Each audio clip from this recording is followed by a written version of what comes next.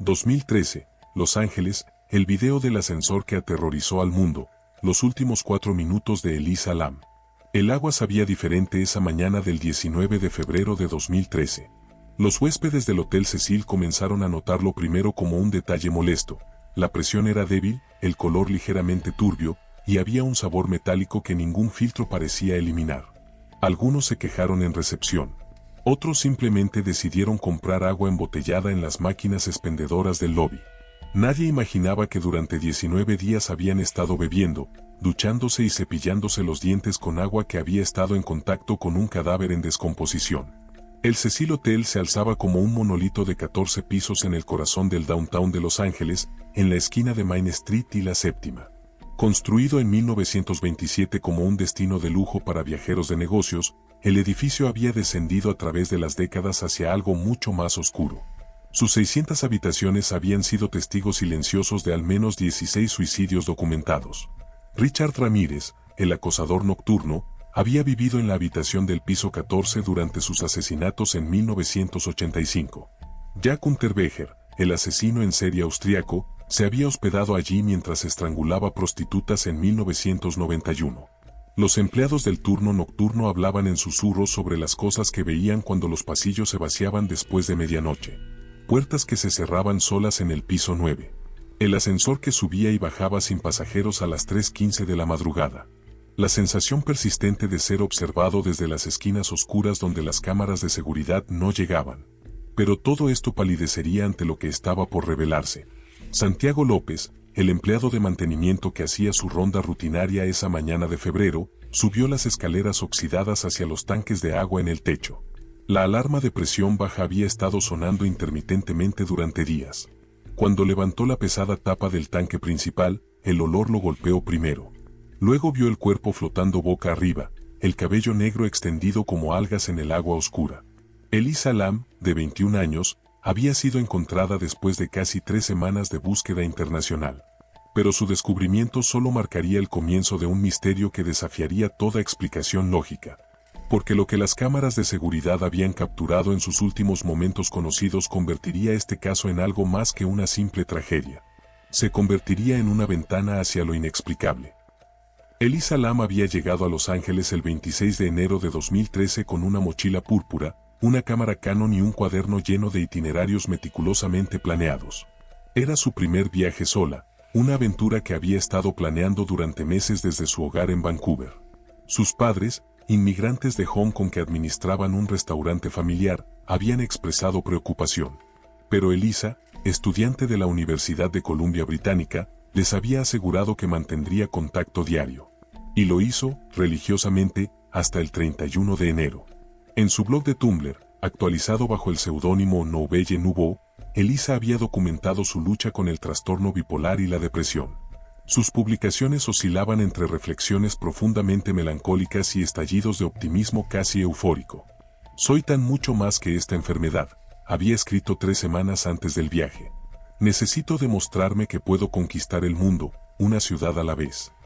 Sus medicamentos, 4 tipos diferentes incluyendo Wellbutrin, Seroquel, Effexor y Lamotrigina, viajaban organizados en un pastillero semanal dentro de su equipaje. El Cecil Hotel no había sido su primera opción.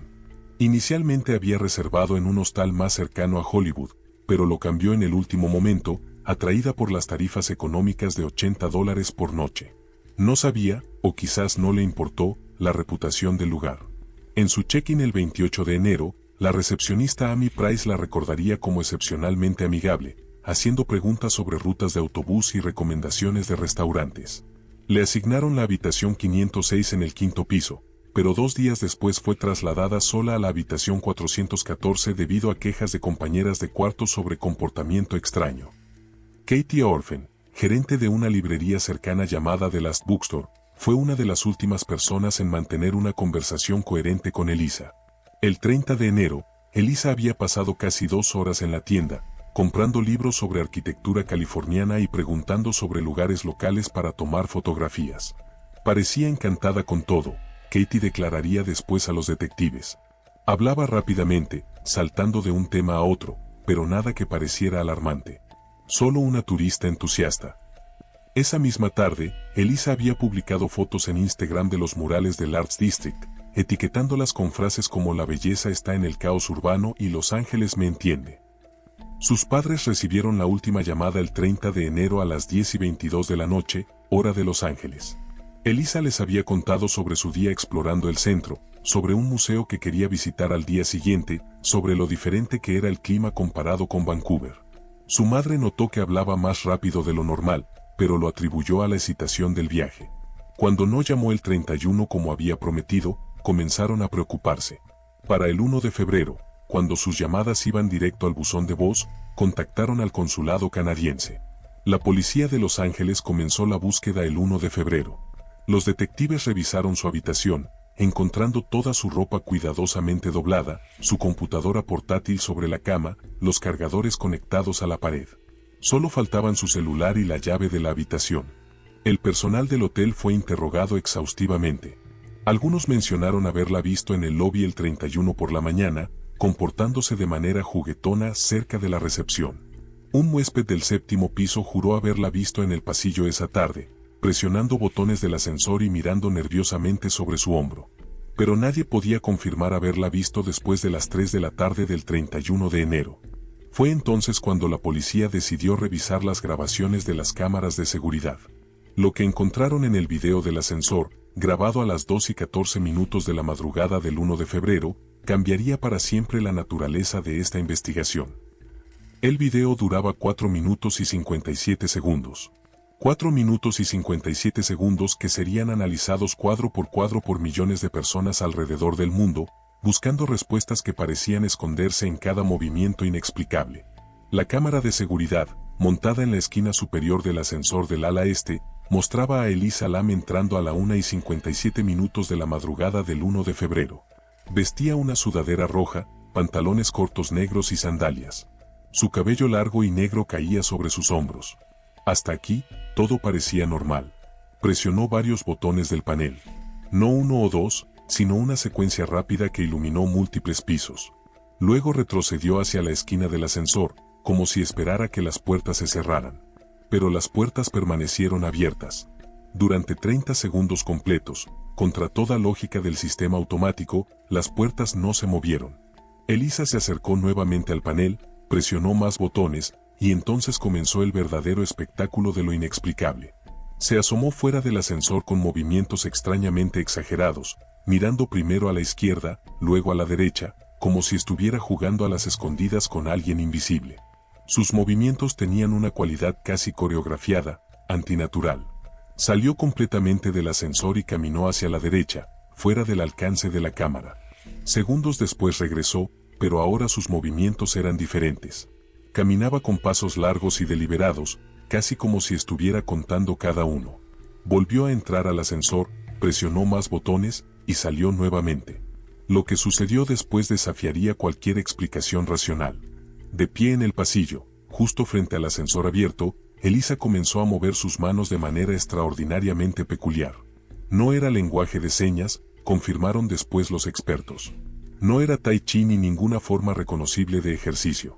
Sus dedos se doblaban y estiraban en ángulos imposibles, sus muñecas giraban como si estuvieran desarticuladas, sus brazos trazaban patrones en el aire que parecían responder a algo que solo ella podía percibir. Algunos describieron los movimientos como si estuviera nadando en el aire. Otros dijeron que parecía estar conjurando algo. Los más perturbados sugirieron que parecía estar siendo manipulada como una marioneta. Durante todo este tiempo, las puertas del ascensor permanecieron inexplicablemente abiertas. Los técnicos de mantenimiento del Cecil confirmarían después que el sistema estaba programado para cerrar las puertas después de 20 segundos de inactividad. En el video, permanecieron abiertas durante más de 2 minutos. No había ningún registro de mal funcionamiento esa noche. Ninguna alarma había sonado. El ascensor había funcionado normalmente antes y después del incidente. Elisa desapareció por última vez hacia la izquierda del pasillo a las 2:02 de la madrugada. 30 segundos después, las puertas del ascensor finalmente se cerraron. La cabina comenzó a moverse, deteniéndose en cada piso que ella había presionado, abriéndose a pasillos vacíos, como si estuviera buscándola. El detective Greg Johnson, veterano de 15 años en homicidios del lab, declararía más tarde: en mis años de experiencia, nunca había visto algo así. No estoy diciendo que sea paranormal, pero tampoco puedo explicarlo con lógica convencional. Su compañero, el detective Mark Chen, fue más directo. Ella claramente estaba interactuando con algo o alguien que no podemos ver en el video. La pregunta es qué o quién. Los empleados del turno nocturno comenzaron a recordar detalles que habían descartado inicialmente. María Esperanza, quien trabajaba en housekeeping, mencionó que la noche del 31 había escuchado conversaciones en el piso 14 cuando fue a limpiar. Eran voces múltiples, como una fiesta pequeña, dijo. Pero cuando abrí la puerta del cuarto de suministros para investigar, el pasillo estaba completamente vacío. Las voces simplemente se detuvieron. El registro mostraba que solo 3 habitaciones estaban ocupadas en ese piso esa noche, y los huéspedes confirmaron haber estado dormidos. James Bowers, huésped de largo plazo que vivía en el piso 7, reportó algo aún más inquietante. La vi esa noche, alrededor de las 3 de la madrugada. Estaba en el pasillo del 7º piso, pero algo estaba mal. Caminaba hacia atrás, perfectamente recta, como si alguien la estuviera jalando. Cuando traté de preguntarle si necesitaba ayuda, me miró directamente, pero sus ojos, era como si mirara a través de mí. Como si yo no existiera. O como si ella estuviera viendo algo más en mi lugar. La búsqueda con perros rastreadores no dio resultados. Los animales se comportaron erráticamente en el 4º piso, ladrando y rehusándose a avanzar más allá del ascensor este. Un pastor alemán entrenado llamado Max, con 8 años de experiencia en búsquedas, se echó al suelo y comenzó a gemir cuando lo llevaron cerca de la escalera de acceso al techo. Su entrenador, oficial Kyle Patterson, nunca lo había visto comportarse así. Fue como si sintiera algo que nosotros no podíamos percibir, admitió en su reporte. El 19 de febrero, Santiago López necesitó 3 intentos antes de poder subir completamente al techo. Las 2 primeras veces, algo lo hizo retroceder. No fue miedo exactamente, sino una sensación física de resistencia, como si el aire mismo se hubiera vuelto espeso y hostil. Era como caminar contra un viento que no existía, le diría después a su esposa. Cuando finalmente llegó a los tanques de agua, notó que la alarma de presión había dejado de sonar, aunque nadie recordaba haberla desactivado. Había 4 tanques en total, cada uno con capacidad para 1000 galones. El acceso requería subir una escalera lateral de 3 metros y levantar una tapa de metal que pesaba aproximadamente 20 kilos. No había escaleras portátiles en el techo. No había herramientas. No había evidencia de que alguien hubiera estado allí en semanas, excepto por una huella parcial de sandalia en el polvo cerca del tanque más alejado. Santiago revisó los primeros 3 tanques sin encontrar nada inusual. Fue en el cuarto donde el horror lo esperaba. El cuerpo de Elisa flotaba boca arriba, completamente desnudo. Su ropa, la misma del video del ascensor, flotaba a su alrededor como extraños lirios acuáticos. Su piel había adquirido una tonalidad verdosa por la descomposición. Los ojos abiertos miraban hacia el cielo de Los Ángeles. Pero lo más perturbador era su posición. Los brazos estaban cruzados sobre el pecho en una postura casi ceremonial, los dedos entrelazados como en oración. Era físicamente imposible que hubiera adoptado esa posición por accidente después de ahogarse. El forense Jason Tovar llegó a la escena 2 horas después. Con 23 años de experiencia, había visto cuerpos en todas las condiciones imaginables. Pero algo en este caso lo perturbó profundamente. La posición del cuerpo sugería que alguien lo había acomodado post-mortem, escribió en su informe inicial. Sin embargo, la tapa del tanque estaba cerrada desde adentro. No había manera de que alguien pudiera haberla colocado así y luego salir. Más tarde retractaría esta observación del informe oficial bajo presión del departamento. Los investigadores descubrieron anomalías adicionales que desafiaban toda explicación. El tanque había sido limpiado y tratado con cloro apenas 2 semanas antes. Los niveles de químicos deberían haber acelerado significativamente la descomposición, pero el cuerpo estaba inexplicablemente bien preservado para haber estado sumergido 19 días. El cabello de Elisa, que en el video aparecía negro, ahora mostraba mechones platinados que su familia juró nunca había tenido. Sus uñas habían crecido aproximadamente 2 centímetros, algo biológicamente imposible en un cadáver. El contenido estomacal reveló otra imposibilidad. Además de restos parcialmente digeridos de su última comida, encontraron arena. Arena fina y blanca que el laboratorio identificó como consistente con playas del Pacífico. Elisa nunca había ido a la playa durante su estadía en Los Ángeles. El hotel estaba a más de 20 kilómetros del océano más cercano. No había arena en su habitación, en su ropa, o en ningún lugar del hotel. Los testimonios de los huéspedes durante esas 19 días tomaron un giro siniestro bajo nueva revisión. Thomas Park, en la habitación 512, había reportado chapoteos y risas provenientes del techo a las 3 de la madrugada del 5 de febrero. La seguridad había revisado y no encontró nada. Linda Morrison, en el tercer piso, juró haber visto a una mujer asiática joven en el pasillo la noche del 14 de febrero, 5 días antes del descubrimiento. Estaba empapada, dejando charcos de agua mientras caminaba. Cuando parpadeé, había desaparecido, pero los charcos seguían allí. El más perturbador fue el testimonio de Michael Vaughn, un veterano de guerra con PTSD que se hospedaba en el 7º piso. La noche del 10 de febrero, había sido despertado por golpes en su puerta. Cuando miró por la mirilla, vio a una joven asiática del otro lado. Sus labios se movían como si estuviera hablando, pero no salía ningún sonido. Tenía los ojos completamente blancos, sin pupilas. Retrocedí y cuando volví a mirar, no había nadie. La descripción coincidía con Elisa Lam, pero ella llevaba muerta al menos 10 días en ese momento. La autopsia oficial, completada el 21 de febrero, solo profundizó el misterio. No había evidencia de trauma físico. Ninguna señal de agresión sexual. Las pruebas toxicológicas mostraron trazas de sus medicamentos recetados, pero en niveles menores a los terapéuticos, sugiriendo que había dejado de tomarlos días antes de su muerte. Pero fue el examen del tejido pulmonar lo que dejó al forense sin palabras. Había agua en los pulmones, consistente con ahogamiento, pero también había algo más. Microscópicas algas marinas, del tipo que solo se encuentra en agua salada del océano profundo. El agua del tanque era agua potable tratada de la ciudad. No había manera de que esas algas pudieran estar allí. Los videos de seguridad de todo el hotel fueron revisados minuciosamente. Después del incidente del ascensor a las 2 de la madrugada, Elisa no aparecía en ninguna otra cámara. Las cámaras cubrían todos los accesos al techo, todas las escaleras, todos los pasillos principales. Era como si hubiera simplemente desaparecido del ascensor y reaparecido en el tanque de agua. Los 14 pisos de distancia entre el ascensor y el techo parecían no haber existido para ella. La habitación 414 fue sellada después del descubrimiento. Pero el personal de mantenimiento que entró semanas después para prepararla para nuevos huéspedes encontró algo que no estaba en el inventario policial inicial. En el espejo del baño, escrito con lo que parecía ser vapor condensado pero que no se borraba, había un mensaje en mandarín. Cuando fue traducido, decía, "El agua no me dejará ir. El agua tiene hambre". La caligrafía fue comparada con muestras de escritura de Elisa. Era idéntica.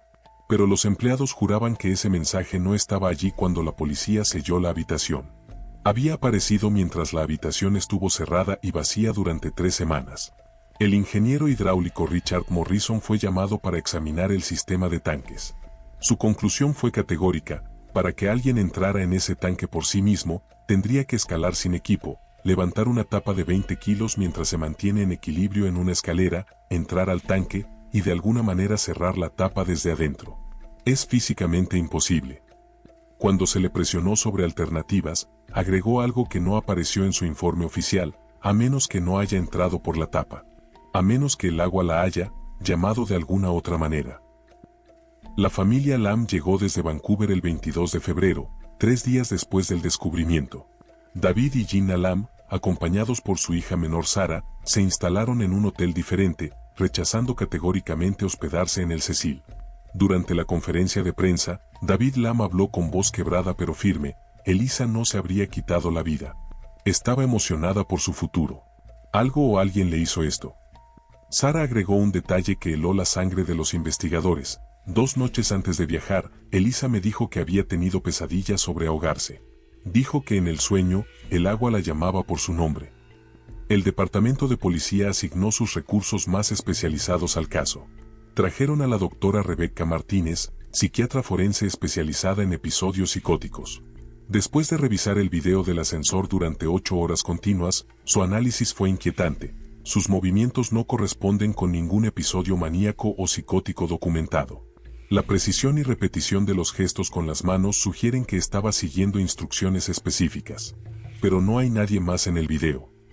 Cuando le preguntaron quién podría estar dándole esas instrucciones, la doctora pausó antes de responder: esa es la pregunta que me quita el sueño. Un equipo de expertos en tecnología digital fue contratado para analizar el video en busca de manipulación. John Morrison, especialista en análisis forense de video, descubrió algo perturbador. El video no está editado en el sentido tradicional, pero hay anomalías temporales. El contador de tiempo salta irregularmente. Hay 53 segundos perdidos que no podemos explicar. Es como si el tiempo mismo se hubiera distorsionado durante la grabación. Más extraño aún, cuando ralentizaron el video a una décima de su velocidad normal, apareció una sombra que no correspondía con el cuerpo de Elisa. Una sombra que se movía independientemente, a veces precediendo sus movimientos por fracciones de segundo. El 25 de febrero, el médium autoproclamado Michael Garrett convenció a la familia Lam de permitirle realizar una lectura psíquica en el hotel. Lo que ocurrió durante esa sesión fue presenciado por 6 personas, incluido un periodista escéptico de la Times. En el cuarto piso, cerca del ascensor donde Elisa fue vista por última vez, Garrett comenzó a convulsionar.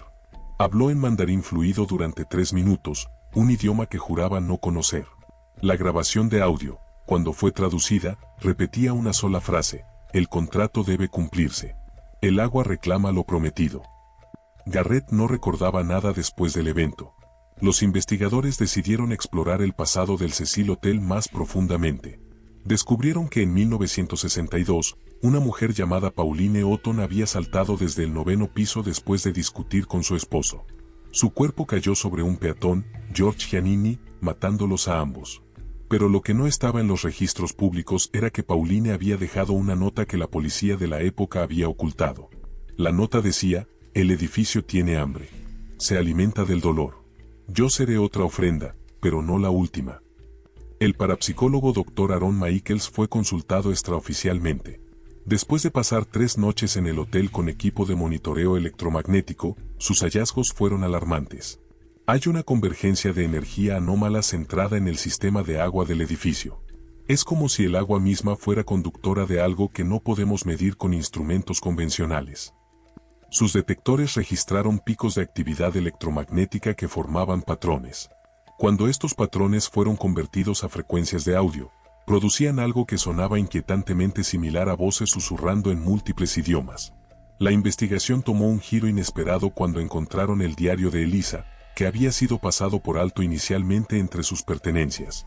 Las últimas entradas, fechadas el 31 de enero, eran casi ilegibles, escritas con mano temblorosa: la mujer del agua me visita cada noche ahora. Dice que fui elegida. Dice que el hotel necesita alimentarse. No puedo dejar de caminar hacia el techo. Mis pies se mueven solos. Mamá, papá, esto no soy yo. Algo antiguo vive aquí. Algo que existía antes del hotel. El agua es solo su boca.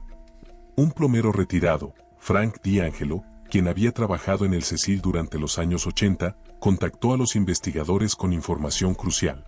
Siempre supimos que algo estaba mal con esos tanques. En el 87, encontramos a una mujer sin identificación en el mismo tanque. Nunca se reportó oficialmente. La administración nos pagó para mantenerlo callado. Dijo que había estado allí solo días, pero yo vi el cuerpo. Había estado allí mucho más tiempo, pero de alguna manera el agua la había preservado. El 26 de febrero, intentaron drenar completamente el tanque donde encontraron a Elisa. Cuando llegaron al fondo, descubrieron algo que no estaba en ningún plano del edificio: una tubería adicional que no conectaba con ningún sistema conocido del hotel. La tubería descendía directamente hacia abajo, más allá de los cimientos del edificio. Una cámara robótica fue enviada a investigar. A los 30 metros, la cámara comenzó a mostrar interferencia. A los 50 metros, captó lo que parecían ser más tuberías ramificándose en todas direcciones, como raíces o venas. A los 70 metros, la señal se perdió completamente. El robot nunca fue recuperado. La decisión final vino del Departamento de Salud. El tanque fue sellado permanentemente el 1 de marzo. El Cecil Hotel fue cerrado para renovaciones extensivas. Pero los trabajadores de la construcción reportaron eventos perturbadores. Herramientas que desaparecían y reaparecían mojadas. Voces en las tuberías que sonaban como personas ahogándose. Charcos de agua que aparecían en habitaciones sin tuberías. 3 trabajadores renunciaron después de jurar que vieron a una mujer asiática joven en el reflejo del agua estancada, mirándolos desde abajo, sonriendo con demasiados dientes. El caso de Elisa Lam fue oficialmente cerrado el 20 de junio de 2013. Causa de muerte: ahogamiento accidental con complicaciones bipolares. Ninguna evidencia de juego sucio. Ningún crimen que perseguir. El archivo fue sellado y archivado en el sótano del Departamento de Policía de Los Ángeles, en una sección no oficial que los empleados llaman los imposibles. Casos que están resueltos en papel pero que nunca encontraron respuestas reales. El Cecil Hotel reabrió como Stay on Main en 2014, un intento de rebranding que no pudo borrar su historia. Los nuevos propietarios instalaron cerraduras digitales en todas las puertas de acceso al techo. Soldaron permanentemente la entrada al tanque donde fue encontrada Elisa. Pero los huéspedes continuaron reportando experiencias inexplicables.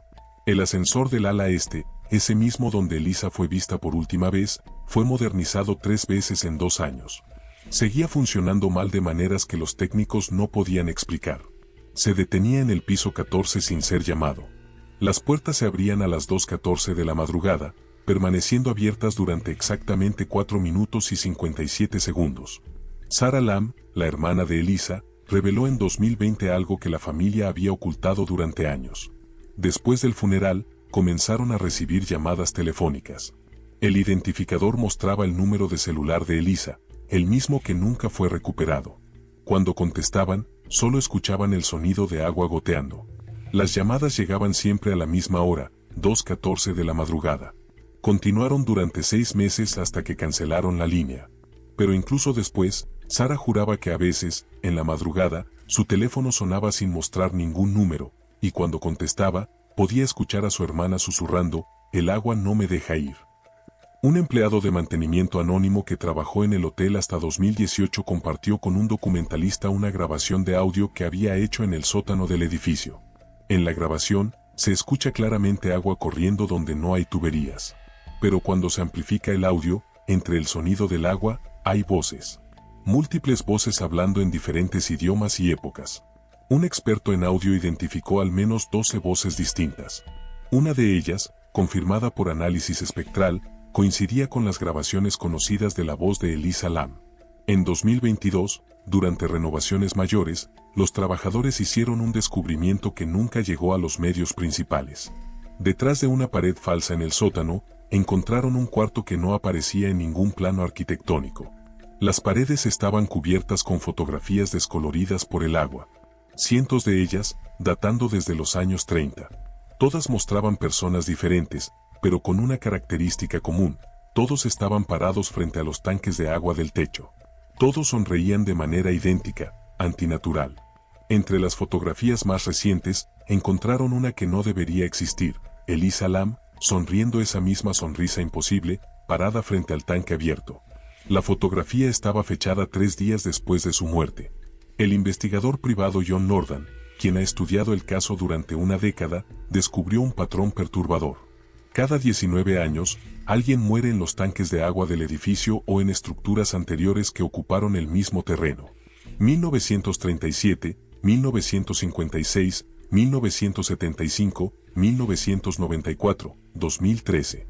Los registros anteriores a 1930 son fragmentarios, pero los artículos de periódico que sobreviven mencionan muertes por agua inexplicables en esa ubicación que se remontan a 1899. El próximo ciclo será en 2032.